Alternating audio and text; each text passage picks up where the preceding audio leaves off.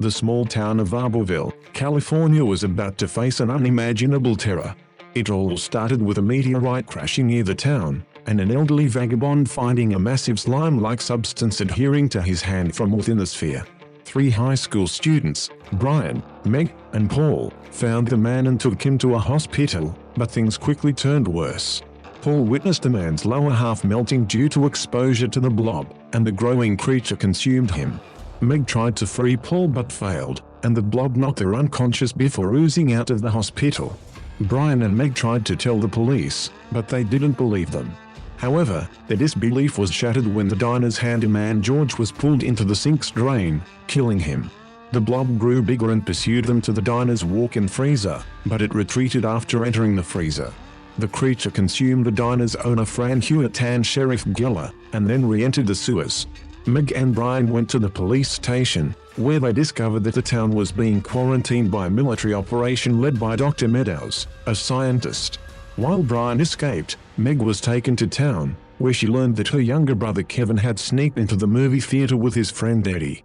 The blob entered the theater, killing several staff and audience members. Meg arrived just in time to save Eddie and Kevin, but the situation was dire. The blob was a biological warfare experiment created during the Cold War, and it was growing rapidly due to a mixture of bacteria mutated from outer space radiation.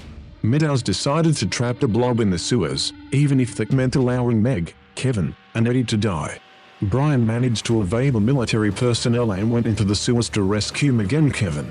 They tried to escape from the blob, but Eddie was consumed, and Kevin had to climb a pipe to the surface. Brian and Meg faced the blob together, and Brian discovered that the creature couldn't tolerate cold. Brian got a snowmaker truck from the town's garage that had canisters of liquid nitrogen attached.